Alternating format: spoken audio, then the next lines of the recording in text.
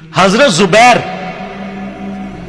زبیر وہ صحابی ہیں یعنی جو نبی الاسلام کے بہادر ترین اصحاب میں سے 12 بندے غزوہ احد میں حضور کے ساتھ رہ گئے تھے 700 میں سے غزوہ احد کے اندر، ان میں سے ایک حضرت زبیر بھی تھے، اور یہ تلوار کمال کی چلاتے تھے، اکیلے میدان جنگ میں آگے چلے جاتے تھے۔ بخاری میں آتا ہے کہ ان کا بیٹا عبداللہ ابن زبیر کہتا ہے کہ میرے باپ کے 2 شانوں کے درمیان اتنا بڑا زخم تھا جو ہیل اپ ہو گیا تھا، لیکن پھر بھی گڑا پڑا ہوا تھا، میں پورا ہاتھ اس میں داخل کر لیتا تھا، اور وہ زخم ان کو احد کے موقع پہ لگا تھا۔ اور پھر اسی حدیث میں بخاری کے آتا ہے کہ جنگ یرموک کے موقع پر لوگ یعنی لیڈر کے اوپر چل رہے ہوتے ہیں، تو حضرت زبیر بھی ایک اسکواڈ کو لیڈ کر رہے تھے، تو لوگوں نے کہا حضرت آپ آگے جائیں، انہوں نے کہا جب میں آگے جاؤں گا تو میرے ساتھ کوئی نہیں آگے جا سکتا۔ وہ اکیلے گھوڑے کو انہوں نے جو ہے وہ ایڑی لگائی اور رومن امپائر کی یعنی فوج کے اندر گھس گئے، اور کوئی بھی ان سے لڑنے کے لیے تیار نہیں ہوتا تھا، اتنی بہادری تھی انہیں، لیکن جنگ جمل میں حضرت علی کے مقابلے پہ آ گئے۔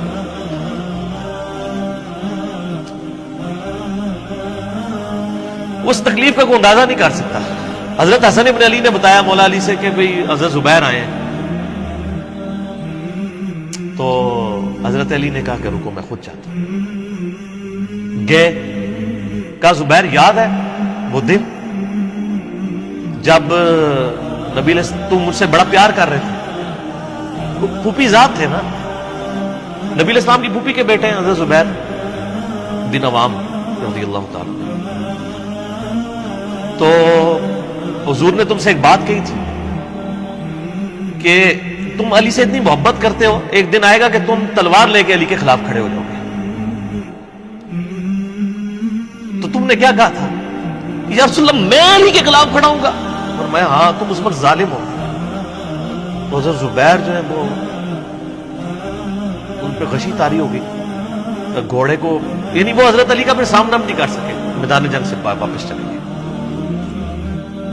تو بعد میں حضرت علی کے فوجیوں میں سے ایک بندے نے جا کے پیچھے ان کو دھوکے سے قتل کر کے تو لا کے تو سر حضرت علی کے سامنے رکھا، تو حضرت علی نے کہا کہ زبیر کے قاتل کو میں دوزخ کی بشارت دیتا ہوں، کیونکہ زبیر جنتی تھا۔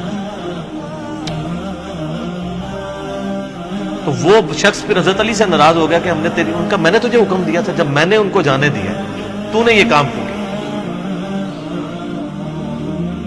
تو وہ پھر خارجی ہو گیا۔ اور یعنی یہ وہ محبت تھی، وہ جہاں محبت تھی وہ نظر آتی تھی۔ ظاہر ہے کہ ایک بندے کی ایک غلطی سے اس کی پوری زندگی 0 سے ملٹیپلائی نہیں ہو جاتی، جس نے اتنا کچھ دین کے لیے کنٹریبیوٹ کیا کبھی نہیں ہو سکتا ایسے۔ حضرت علی کو بھی اس بات کا پتہ تھا۔ بہرحال یعنی اللہ تعالیٰ ان سے راضی ہو، اسی لیے نبی علیہ السلام کی اس حدیث یعنی وہ حضرت علی کے اس قول کو حضرت علی فٹ کیا کرتے تھے، حضرت زبیر، طلحہ اور حضرت عثمان ابن عفان پہ رضی اللہ عنہ۔ باقی آپ میرا کربلا والا ریسرچ پیپر پڑھیں تو آپ کو پتہ چلے گا کہ کتنی یعنی مشکل وقت حضرت علی نے اپنی خلافت میں دیکھا اس حوالے سے۔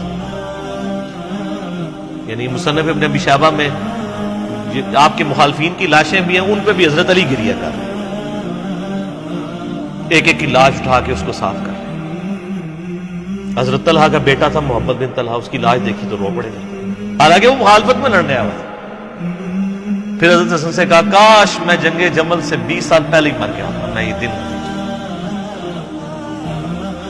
ایک ایسا شخص جس نے 8 سال کی عمر میں اسلام قبول کیا، جس نے اسلام کو 0 سے 3 براعظموں میں پھیلتے ہوئے دیکھا، اور اب اس کو بڑھاپے میں یہ دن دیکھنے پڑ رہے ہیں کہ اس کے سامنے اسلام کا شرازہ بکھر رہا ہے، کہ مسلمانوں سے لڑ رہے ہیں۔ ایک ایک جنگ میں 8-8 10 ہزار لوگ، جن میں مرنے والے صحابہ ہیں حضور کی تربیت یافتہ، جو ایک آواز کے اوپر حضور کی لبیک کہنے والے تھے، شیر و شکر تھے آپس میں۔ آپ اندازہ کر سکتے ہیں۔ اسی لیے حضرت علی جو ہیں وہ یعنی کوفے میں شہر سے باہر آپ کو پتہ ہے کنویں ہوا کرتے تھے، اکیلے جا کے کنویں پہ بیٹھ کے رویا کرتے تھے کہ اللہ اس امت کے ساتھ کیا ہو گیا۔ کوشش کرتے رہے، اینڈ رزلٹ یہ ہے کہ وہ خلافت کا نظام۔ اسی لیے مصنف ابن ابی شیبہ میں آتا ہے کہ آپ نے فجر اور عشاء کی نمازوں میں قنوت نازلہ پڑھی، اللہم علیک بمعاویہ واشیعہ، اے اللہ معاویہ اس کے شیعہ کو برباد کر، علی اور اس کے شیعہ۔ اس کے عمر بن عاص اور اس کے شیعہ کو، ابا سلمی اور اس کے شیعہ کو، قیس اور اس کے شیعہ کو برباد کر۔ باقی احادیث میں آپ علیہ السلام نے جو بشارت کر دی تھی، سنن سعید کبریٰ کے اندر حدیث موجود ہے، حاکم کے اندر، کہ نبی علیہ السلام نے حضرت علی سے ایک دن فرمایا تھا، اے علی، اگلی امتوں میں سب سے بڑا بدبخت وہ تھا جس نے قوم عاد کی اونٹنی کو قتل کیا اور اس کے بعد عذاب آ گیا۔ میری امت کا سب سے بڑا بدبخت وہ ہوگا جو تیرے سر کے خون سے تیری داڑھی کو رنگ دے، اور وہی ہوا ہے۔ اور اس کے بعد پھر دیکھیں امت ایک جگہ جمع نہیں ہوئی ہے۔ حضرت علی ایک آخری کوشش تھی، اور جن لوگوں نے اس وقت ساتھ نہیں دیا پھر ان کو دنیا میں اس کا خمیازہ بھگتنا پڑا ہے۔ عبداللہ بن عمر نے بیعت نہیں نہ کی تو صحیح بخاری اٹھا کے دیکھیں، عبداللہ بن عمر کو آل امیہ نہیں قتل کروایا، حجاج بن یوسف نے زہر آلود نیزہ مروا دیا۔